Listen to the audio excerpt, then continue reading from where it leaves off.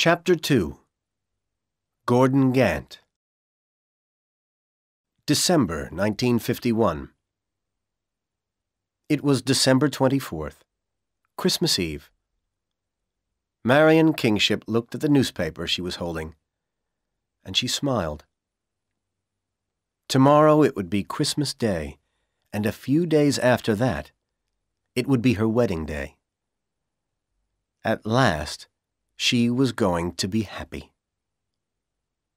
She read the story in the newspaper again. Marion Kingship will be married on Saturday. Miss Marion Kingship, the daughter of Mr. Leo Kingship, will be married on Saturday. Mr. Kingship is the owner of Kingship Copper Incorporated, one of the most successful companies in the U.S. Miss Kingship will marry Mr. Burton Corliss. Mr. Corliss was in the U.S. Army during the Second World War, and later he studied at Caldwell College, Wisconsin. He now works in the offices of Kingship Copper. Until last week, Miss Kingship worked at an advertising agency. Marion smiled again. The last few months hadn't been easy for her. At first, her father had been suspicious of Bud. "That young man doesn't love you. He loves my money," Leo said, after Marion told him about Bud.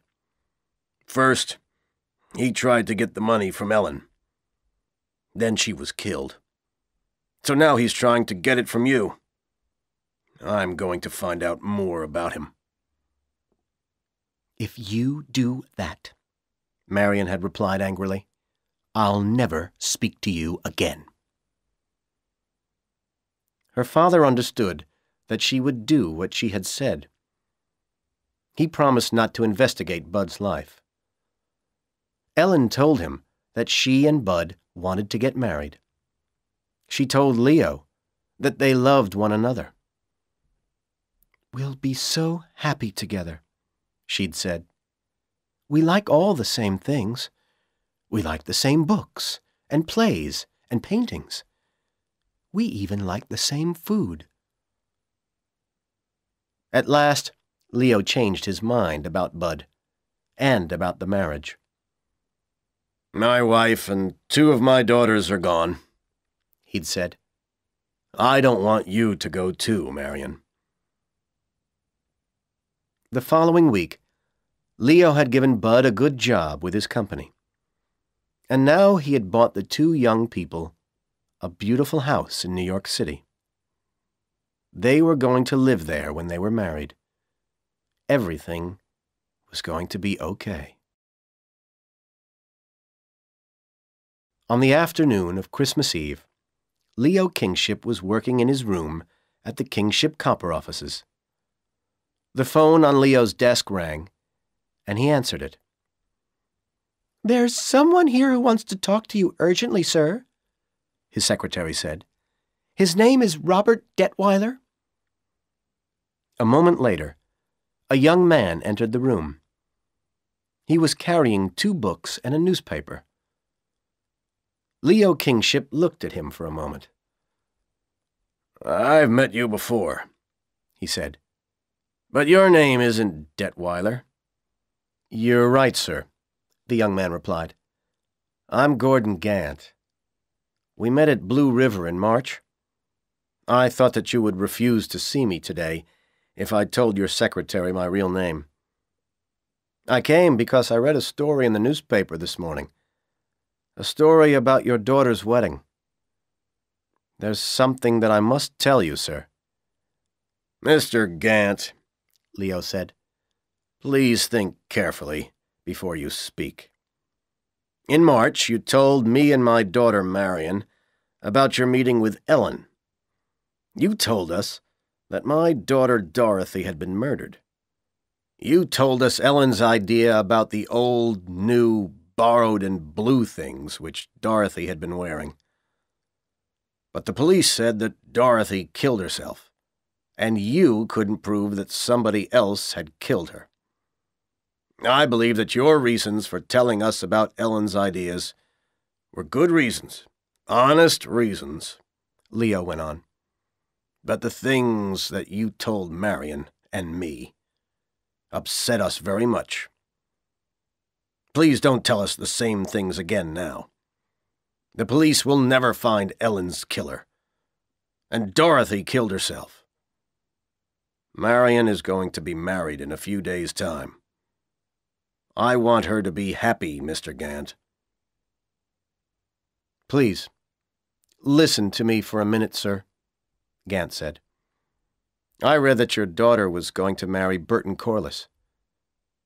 I remembered that Corliss had been Ellen's boyfriend at Caldwell College, and I wondered if this young man was more interested in your money than in your daughter's. Didn't you have that thought too? But then I began to wonder if Corliss had also known Dorothy. I wondered if he had been the father of her child.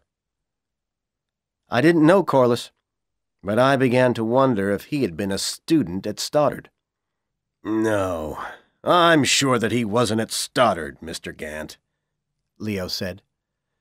"You're a student at Stoddard yourself. You were a second-year student at the same time as Dorothy. You told me that in March. If Corliss had been at Stoddard too, you would have known him." "That's not true, sir," Gant replied. "Stoddard is a very big university. There are more than 12,000 students there. Nobody can know all the other students. Ellen thought that I knew Dorothy because we were in the same English class. She was wrong. It was a very big class, and I never spoke to Dorothy. But I told you something important in March.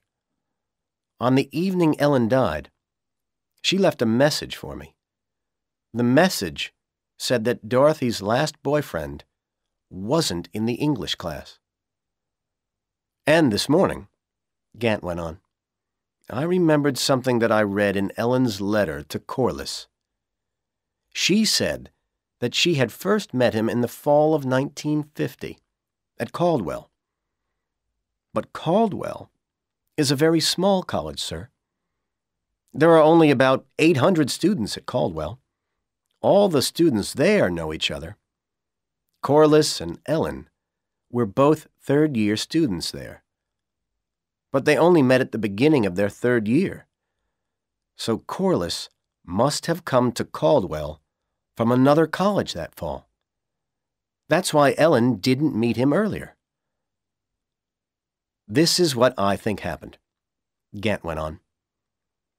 "Burton Corliss was at Stoddard. He became Dorothy's boyfriend because she was your daughter. He wanted to marry a rich girl. When she became pregnant, he thought that you would be angry. He thought that you would stop giving Dorothy money. So he killed her. Then he moved to Caldwell because he still wanted your money, and he became Ellen's boyfriend. When Ellen discovered that Dorothy had been murdered, Corliss killed her too. And he killed a young man who was helping her. And now Corliss has come to New York.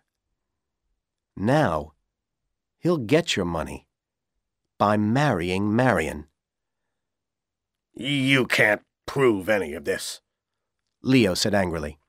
"Why are you telling me about it now?" "I only met Ellen for a few minutes, sir," Gant replied gently. "But I liked her very much. I believe that people should know the truth about her death. And I think that Ellen's killer should be punished. And I can prove that Corliss was a student at Stoddard," he went on. "When I remembered the words in Ellen's letter, I started to investigate." He opened one of the books that he was carrying. "This is the Stoddard University Yearbook for 1949 to 1950. And here is a picture of Mr. Corliss and a list of his classes. He pointed at the page. He wasn't in Dorothy's English class, but he was in her philosophy and economics classes, and they were very small classes. He must have known her. Gant opened the other book. Corliss is in the 1948-49 yearbook, too. Oh, God, Leo said miserably. Why didn't Marion tell me about this? Perhaps she doesn't know about it, Gant replied. The newspaper story says that Corliss was at Caldwell, but it says nothing about Stoddard. Why not? Perhaps Corliss hasn't told anybody in New York that he was ever a student there. So perhaps Marion doesn't know that he was a student there. And I think that you should tell her. I can't prove that he killed Dorothy or Ellen yet, but I can prove that he knew Dorothy before he knew Ellen. And you can tell Marion that Mr. Corliss is only interested in the kingship money. She won't believe me, Mr. Gant, Leo replied. She doesn't trust me. And she'll say, Bud didn't tell me that he knew Dorothy because he didn't want to upset me. There's nothing more I can do, Mr. Gant. Corliss's mother is coming to New York tonight. Marion will marry Corliss on Saturday. I can't stop it. Then I'll have to continue my investigation, Gant said. Goodbye, Mr. Kingship. Thank you for listening to me. He turned and left the room. That evening, Bud's mother arrived in New York. She had dinner at Leo's house. Marion was very happy to meet her. She liked Mrs. Corliss very much. She's a sweet lady, Marion said to Bud after his mother had gone back to her hotel.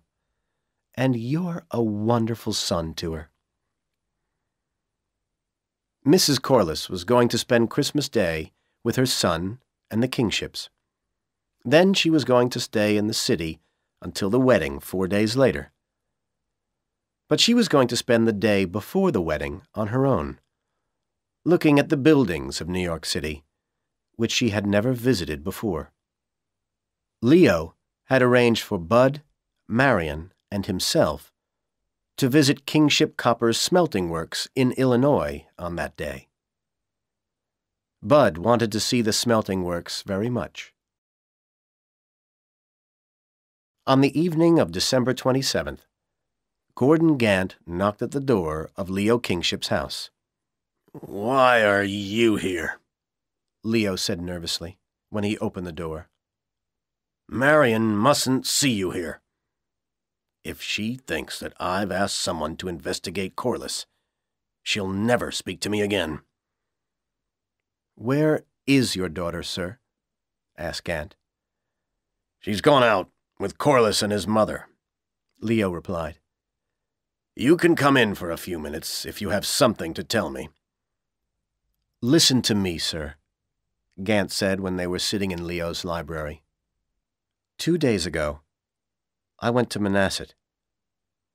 I've never broken into anyone's house before, but you told me that Mrs. Corliss would be here in New York for Christmas. So I found out her address in Manhasset, and I broke into the house. In a closet in Bud Corliss's bedroom, I found a strongbox. I broke it open, sir. And in the box, I found these. Gant gave Leo some Kingship Copper brochures. They were worn and dirty. They had been read many times. And I also found this, Gant went on. He gave Leo the piece of paper on which Bud had written the list of Marion's tastes.